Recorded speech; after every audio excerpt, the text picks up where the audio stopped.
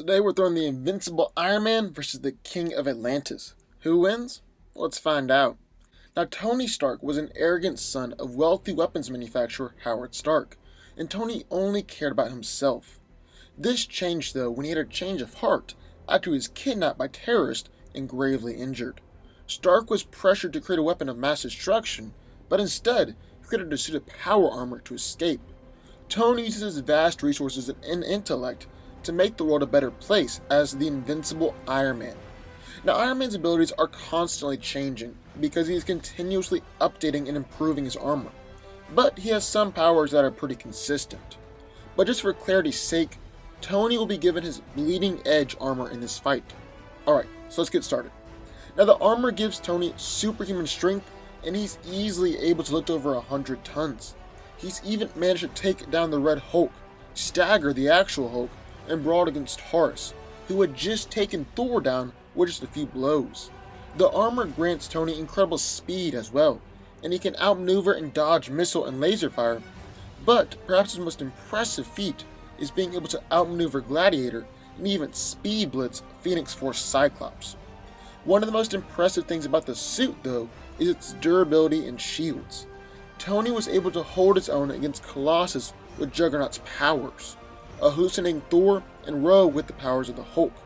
His shields also held up against the final form of Ultron and Emma Frost with half of the Phoenix Force on her side. Pretty impressive if you ask me. Bleeding Edge is also equipped with countless different weapons, with the most common being its repulsor rays, unibeam, and missiles and lasers. He also has miniature cluster bombs, homing lasers, multi-directional repulsors, microscopic telepathic tasers, and a sonic weapon that nearly killed Juggernaut. Tony is also incredibly intelligent, a skilled fighter, and is an excellent strategist that is able to use his intellect to think of countless ways to take down opponents.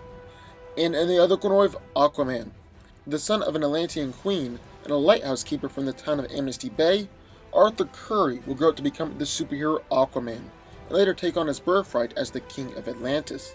He is a founding member of the Justice League and is among DC Comics' most recognized heroes. Now, Aquaman possesses incredible strength and is easily able to move more than 100 tons. He's pushed down tectonic plates into the trench, held up a city block, and lifted an oil rig platform. He's also been able to hold his own in a fight against Wonder Woman, Lobo, and Triton, and managed to sucker punch Superman and send him flying. Aquaman is also superhumanly durable. However, he is susceptible to piercing attacks.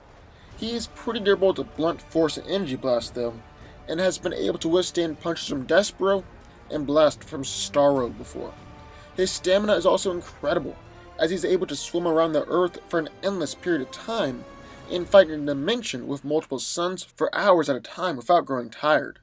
While not quite a speedster, Aquaman has incredible reflexes and is able to dodge point-blank gunfire and lightning, and his reflexes are even superior to Deathstroke, which is pretty impressive.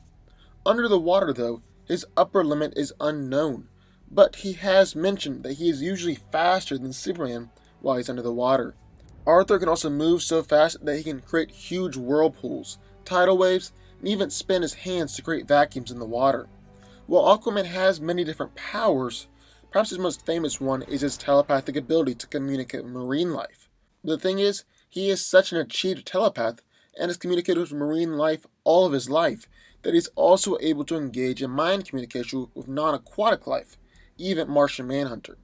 However, as of right now, his telepathic powers have been downgraded, and he really only communicates indirectly with marine life. Aquaman is an expert fighter and excels in hand-to-hand combat, and is very, very skilled with his trident. Speaking of his trident, Arthur always carries around the King's Trident, which is indestructible and is even able to injure Darkseid, which is saying something. So who wins? Let's break it down. Now, for starters, this fight will take place in New York City, so while they will start the fight on land, Aquaman still has access to the water with the Hudson and the East River, because in my opinion, that is the most fair place to have the fight. If it was just on the land, then Iron Man would have the advantage of being on land and flying in the air, and Aquaman, while he's able to fight well on the land, will be out of his natural element. Okay, so how do I see this playing out? Well, in my opinion, Aquaman and Iron Man are pretty much physical equals, but I will give the slight edge to Aquaman in terms of strength and durability. However, that's not to say that Iron Man isn't strong or durable. I also believe that Tony is faster, and he definitely has an advantage with his flight. Now, I believe if Iron Man kept his distance, then he can easily win, just because he excels at ranged attacks. However, I don't think that ranged attacks are going to be the only thing at play here. They're going to be getting up close and personal too. And for some reason, I just can't get past Aquaman's trident. I mean, this thing has injured Darkseid before, and it can definitely hurt Tony too. Arthur is also an exceptional hand-to-hand fighter, and since he's able to get to the water, that gives him a big advantage too. Man, I'm just not sure.